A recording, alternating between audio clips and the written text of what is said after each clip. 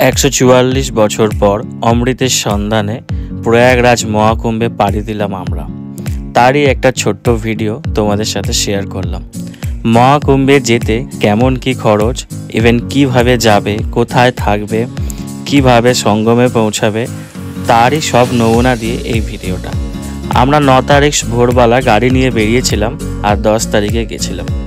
তো চারিদিকে রাস্তা নো এন্ট্রি ছিল, অনেক দিন হয়ে গেছে ভিডিওটা পোস্ট করতে দেরি, তো তারই একটা ছোট্ট ভিডিও তোমাদের সাথে শেয়ার করলাম। হর হর মহাদেব। নমস্কার, হর হর মহাদেব। তো আজকে আমরা কলকাতা থেকে প্রয়াগরাজ যাচ্ছি মহাকুম্ভে স্নান করার জন্য। তো গাড়িতে কলকাতা থেকে যাচ্ছি, কীভাবে কী সুবিধা আছে না আছে তারই আজকে একটা ভিডিও। তো কলকাতা থেকে প্রয়াগরাজ যাওয়ার জন্য যে কেমন কি খরচ হতে পারে, বা প্রয়াগরাজে এখন কেমন ভিড় চলছে বা কিছু, এমনি তো সব শেষ হয়ে গেছে লাস্টের দিকে কিছুটা, তো তারই একটা নমুনা জাস্ট বানানোর জন্য এই ভিডিওটা। কলকাতা থেকে যাওয়ার জন্য NH-90 ধরে একদম সোজা যাবে। আর ভোরবেলা বেরিয়েছিলাম বলে অনেক কুয়াশা ছিল রাস্তার মধ্যে। তো তোমরা রাস্তার মধ্যে খুব সুন্দর সাইট সিন দেখতে পাবে, যেমন পরেশনাথ, তোপচাঁচি পাহাড়, আরও অনেক কিছু। ভোরবেলা বেরিয়েছিলাম, সঙ্গে করে টিফিন বানিয়ে নিয়ে বেরিয়েছিলাম আমরা। আর পরেশনাথ পাহাড়ের সামনে বসে রাস্তার ধারে যখন টিফিন করছিলাম, তো তখন একটা আলাদাই অনুভূতি লাগছিল। সামনে পরেশনাথ পাহাড়, হাইওয়ে, রোড, জাস্ট অসাম ছিল। তো চলো খেয়ে দিয়ে যাওয়া যাক। আবার যাওয়ার সময় রাস্তার মধ্যে ঝাড়খণ্ডে একটু টিফিন খেয়ে দিয়ে, তো এখন আমরা পরেশনাথ পাহাড়ের সামনে আছি। তো এখানেই সকালে টিফিন করে দেন এখান থেকে আবার উদ্দেশ্য প্রয়াগরাজে। হর হর মহাদেব। আর তোমরা যখন ওয়েস্ট বেঙ্গল থেকে পার করে ঝাড়খণ্ডে ঢুকবে, তারপরেই তোমরা এরকম সুন্দর সুন্দর পরেশনাথ পাহাড়, তোপচাঁচি পাহাড় সব কিছু দেখতে পাবে। আর রাস্তা তো অসাধারণ সুন্দর।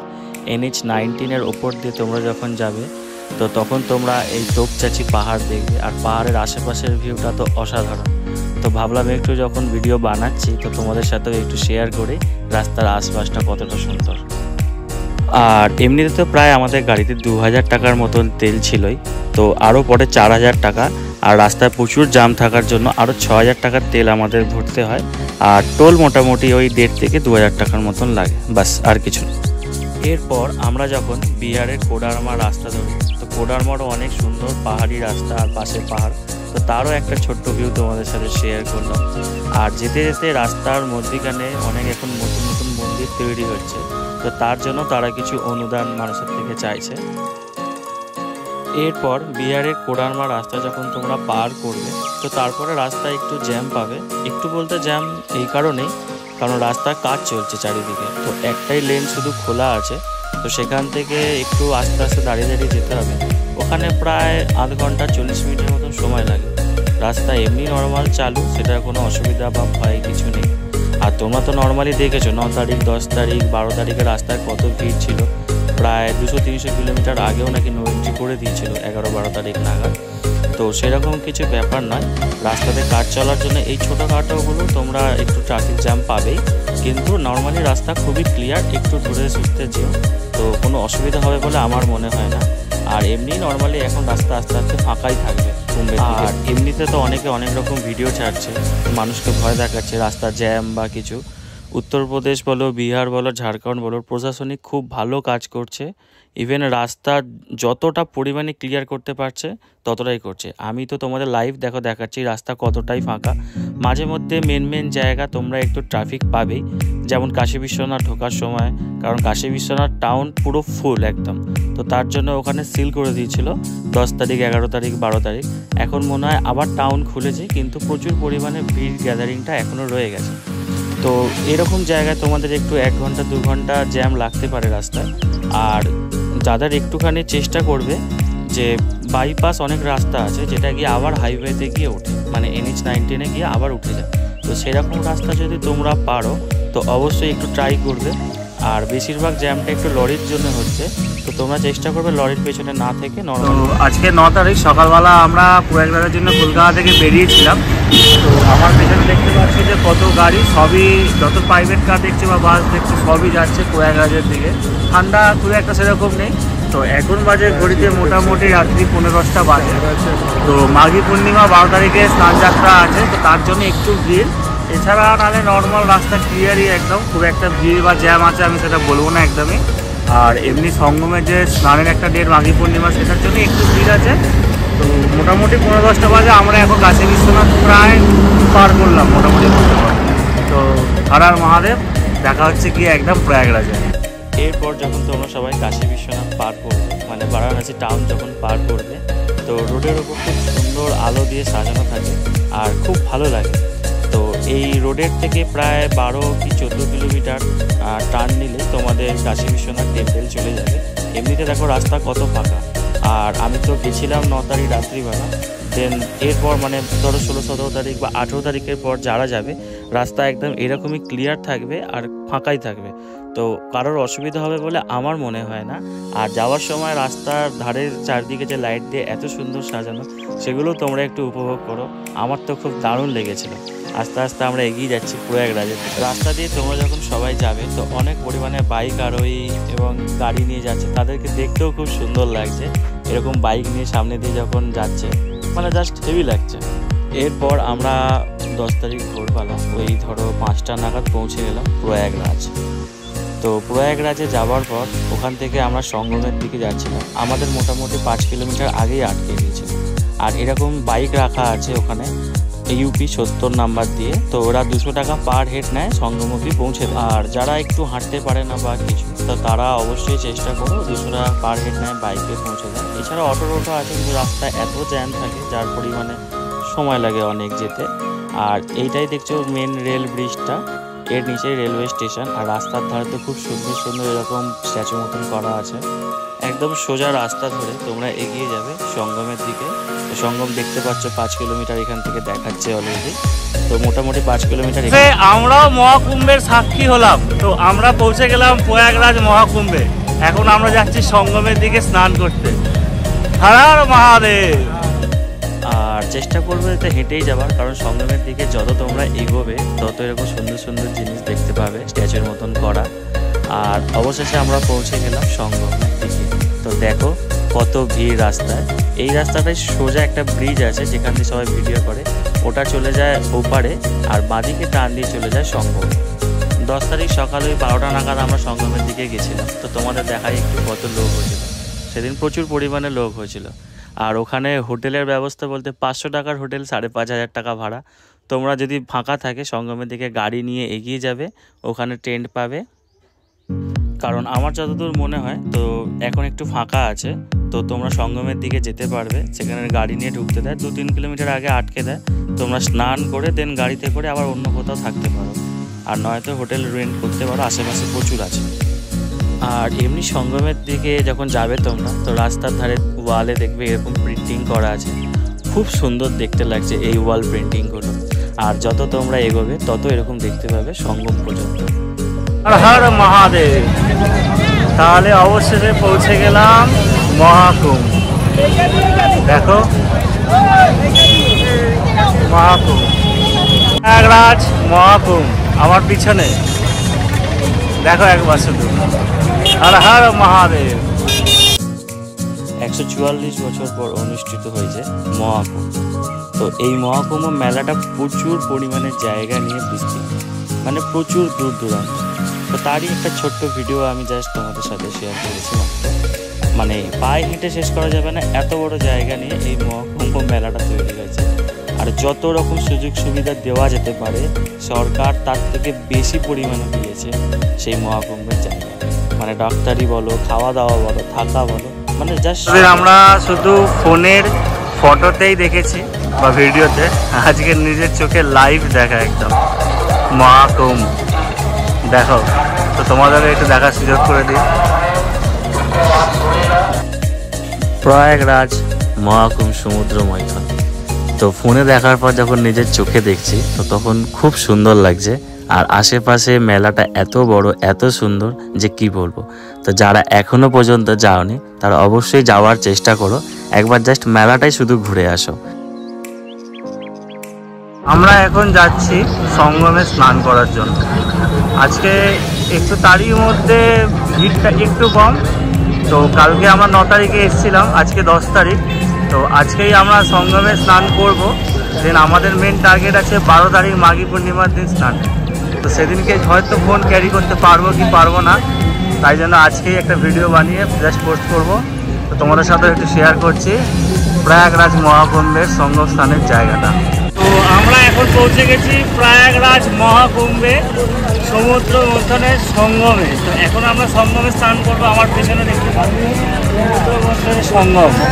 হর হর মহাদেব। আর সবাইকে আমি এমনি বলে রাখছি, সঙ্গমে স্নান করার জন্য সেখানেও প্রায় 5 থেকে 6 কিমি হাঁটতে হবে তোমাদেরকে। তো তোমরা ভেবো না যে আমরা গেলাম গিয়ে সামনেই একদম স্নান করে নেবো। তো আমি একটু তোমাদের সাথে শেয়ার করি সঙ্গমে স্নানের ব্যাপারটা। তো সামনে দেখতে পাচ্ছ তোমরা এরকম জল আছে, স্নান করছে সবাই। তো এখানে কিছুটা গঙ্গা, যমুনা এরকম আলাদা আলাদাও আছে। তো অনেকেই জানে না, তো যেখানে ভিড় বা গ্যাদারিং বেশি দেখছে তারা সেখানেই সঙ্গম ভেবে স্নান করে দিচ্ছে। তো কষ্ট করে তোমরা যখন এত দূর গেছো অবশ্যই চেষ্টা করো একদম সঙ্গমে গিয়ে স্নান করবে। সঙ্গম তোমরা চিনবে বা বুঝবে কী করে? সব থেকে ভালো চেনার উপায়, পেছনেই দেখবে ভিআইপি করা আছে। এই যে 9 নম্বর গেট দেখতে পাচ্ছ বা পুল দেখতে পাচ্ছ, এই 9 নম্বর পুলটা পার করার পর ওপারে যাবে তোমরা সবাই। তো ওপারে যাওয়ার সময় তোমরা দেখবে অনেক বেশি গ্যাদারিং ভিড় আছে। তো অনেকেই বুঝতে পারছে না যে এটাই হয়তো সঙ্গম ভাবছে, যা মানুষের মধ্যে হয়। আর এত পরিমাণে যখন স্নানের ভিড় থাকে তখন পুলিশ বলো, লোক বলো, কেউ অতটা বলতে চায় না যে সঙ্গমটা কোন দিকে। কারণ সঙ্গমের জায়গাটা একটু বেশি ছোট আর অল্প জায়গা সামান্য মাত্র। আর পাশে তোমরা দেখছো ব্রিজটা, এই ব্রিজেই মানে ভিডিও করে বা মানুষ যাতায়াত করে। তো তোমরা দেখতে পাচ্ছ এটা খুব সুন্দর একটা জায়গা, এখান থেকে ভিডিও তোলার জন্য বা নর্মালি দেখার জন্য, থাকার জন্য। আর এখান থেকেই তোমরা সোজা 9 নম্বর পুল পার করে একদম এগিয়ে যাবে সঙ্গমের দিকে। তো এখান থেকেও প্রায় সঙ্গম মোটামুটি ধরো আরও 2.5 থেকে 3 কিলোমিটার মতন জায়গা নিয়ে বিস্তীর্ণ হবে। তো আমরা প্রথমে তো বুঝতে না পারায় আমরা এখানেই ফার্স্টে ভেবেছিলাম স্নান করে নেবো, সবাই করছে। তো বলে মানে যা হয়, ঠাকুর রূপে একজন বলে আমাদের এসে যে এটা সঙ্গম নয়, সঙ্গম আরও যেতে হবে অনেকটা দূর। আর দেখো ব্রিজের ওপর দিয়ে বন্দে ভারতটা যাচ্ছে, কত সুন্দর লাগছে। এটা হলো গঙ্গার জল, আর এরই পাশে একটুখানি জায়গা জুড়ে আছে, সেখানটা হলো যমুনা। তো এরকম পুলটা প্রায় ভাগ করা আছে। তো এখান থেকে সোজা তোমাদের চলে যেতে হবে 9 নম্বর পুল পার করে। দেন আমি তোমাদেরকে এরপর পর বলবো কিভাবে তোমরা সঙ্গম অবধি পৌঁছাবে, দেন সঙ্গমে গিয়ে স্নান করবে। তো চলো যাওয়া যাক আস্তে আস্তে করে। ভিডিও একটু লং হবে বুঝতে পারছি, কিন্তু চেষ্টা করো তোমরা না কেটে ভিডিওটা পুরোটাই দেখার, তাহলে আশা করছি তোমাদের কোনো সমস্যা হবে না। আর এমনি তো মেলা প্রচুর বড়, মানে তুমি যতই ঘোরো না কেন, যতই সময় দাও না কেন, মেলা তুমি ঘুরে শেষ করতে পারবে না। আর যখন আমরা নিজেরা যখন এই 9 নম্বর পুল বা ব্রিজের ওপর দিয়ে যাচ্ছি, এত সুন্দর লাগছে আমাদের নিজেদেরই। আর এত লোক একসাথে আমি তো প্রায় কোনোদিন দেখিনি বললেই চলে। তো চলো হর হর মহাদেব, এগিয়ে যাই সঙ্গমের দিকে। তো 9 নম্বর পুল পার করার পর তোমরা একদম সোজা গিয়ে বাঁদিক টার্ন নেবে। তারপর তোমরা দেখতে পাবে এরকম নন্দীর দুয়ার, তারপরে সঙ্গম দুয়ার। তো এরকম বিভিন্ন রকম দুয়ার করা আছে। তো তোমরা সেই রাস্তা দিয়ে সোজা হাঁটতে থাকবে আরও 2 থেকে 2.5 কিলোমিটারের মতন। তো তোমরা অবশেষে সেই রাস্তা ধরেই পৌঁছে যাবে সঙ্গম দুয়ার। তো সেই সঙ্গম দুয়ারই হলো মহাকুম্ভের মেন জায়গা, যেখানে সঙ্গম হয়েছিল গঙ্গা, যমুনা, সরস্বতী নদীর। তো সেই সঙ্গমেই তোমরা স্নান করতে পারবে। তা যদি কারো তাও মনে হয় তো ওখানে মোটামুটি একটু কাউকে জিজ্ঞেস করবে। আর সঙ্গম দুয়ার এরকম লেখা আছে, চেষ্টা করবে যে সঙ্গম দুয়ারের ভেতর দিয়ে যাওয়ার। তো দেন তোমরা ধীরে ধীরে পৌঁছে যাবে সঙ্গম দুয়ারের কাছে। তো দেখো আমি একটা ছোট জাস্ট ভিডিও ক্লিপ করেছি সঙ্গম দুয়ার পার করে।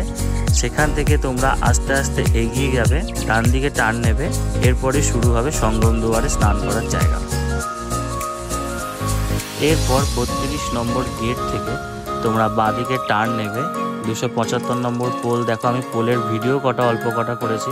দেন এখান থেকে সোজা গিয়ে 155 নম্বরের সামনে দিয়ে তোমরা পৌঁছে যাবে সঙ্গমের জায়গা, যেখানে সঙ্গমে স্নান করছে, যেখানে গঙ্গা, যমুনা, সরস্বতী একসাথে বয়ে চলেছে। তো তোমরা আশা করছি বুঝতে পেরেছো আমি কি বলতে চাইলাম। তারা আসো, তারা মোটামুটি কেউই জানো না সঙ্গম কোথায়, স্নান করে চলে যাও। তাদেরকে বলছি সঙ্গমের জন্য আমরা প্রায় 2-2.5 ঘন্টা এদিক ওদিক ঘুরে সংগ্রামে। তো এই ভিডিওটা বানানো তাদের উদ্দেশ্যে যে মহাকুম্ভে এত প্রিয় সঙ্গমে কীভাবে স্নান করবে। তো এখানে সঙ্গম দুয়ার আমি বললাম ফার্স্টে আছে 150 নম্বর। দেখো 150 নম্বর এরকম এই ব্যানারটা আসার পর দেন এখান দিয়ে একটু ভিড়ের মধ্যে দিয়ে আস্তে আস্তে করে যাবে। তো এটাই হলো গঙ্গা যমুনা সরস্বতী মিলন সঙ্গম।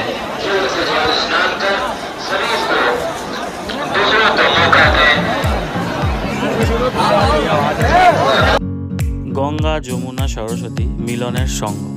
তো এই হলো সঙ্গমের মেন জায়গা, আর এখানেই স্নান করছে সবাই, অধিকাংশ মানুষ। তো এরই পেছনে আছে ভিআইপি।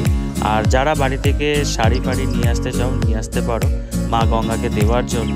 বাকি এখানে সব রকমই কিনতে পেয়ে যাবে, মোটামুটি নারকোল, ধূপ, জল, ফুল সব কিছু মানে। আর যারা মনে করছো যে সঙ্গমে স্নান করলে সব পাপ ধুয়ে যায় বা কিছু, এরকম মানসিকতা নিয়ে অবশ্যই বলবো যাবে না তোমরা, কারণ তোমার কর্মই হলো তোমার মেন ফল। তো সেরকম কিছু হয় না। তাহলে যদি তাই হতো সবাই বাজে কাজ করে চেষ্টা করতো মহাকুম্ভে গিয়ে স্নান করার। এই মহাকুম্ভ মিলন মেলা এটা একটা হিন্দু ধর্মের বিশাল বড় ঐতিহ্য, একটা পরিবেশ যাকে বলতে পারো, মেলা বলতে পারো। তো তারই হলো এই মহাকুম্ভ মেলা আয়োজিত করা হয়েছে। তো তোমরা অবশ্যই একটা মেলা হিসেবে যেও এবং স্নান করবে নিজেকে পবিত্র করার জন্য গঙ্গা যমুনা সরস্বতী মিলন সঙ্গমে। কারণ এই সঙ্গমেই উঠেছিল অমৃত, যা মানে দেবতারা পান করেছিল এবং তারা অমরত্ব বর পেয়েছিল। তো সেখানে ঠাকুরের একটা কৃপা বলো, মহিমা বলো অবশ্যই আছে। আর এই গঙ্গা যমুনা সরস্বতী নদীর জল একত্রিত হওয়ায় যখন তোমরা স্নান করবে, তো এই জলের একটা আলাদা অনুভূতি আছে। আমি হালকা একটু বুঝতে পেরেছি, তোমরাও স্নান করলে অবশ্যই বুঝতে পারবে। অবশেষে অমৃতের সন্ধানে মহাকুম্ভ 144 বছর পর প্রয়াগরাজে আমার সেই অমৃতের সন্ধানে মহাকুম্ভ। এখন দেখতে পাচ্ছ কত ভিড়।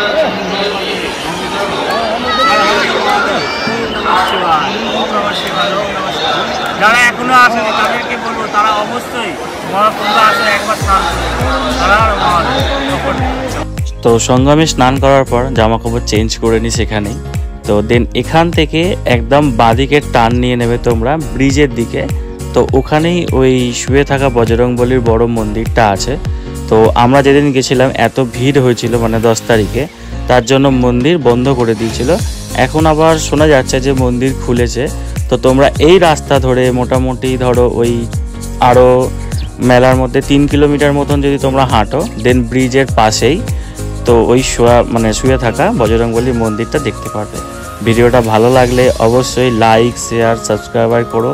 আর এই ভাইটার পাশে থেকো যাতে আরও ভালো ভালো ভিডিও নিয়ে আসতে পারি। টাটা।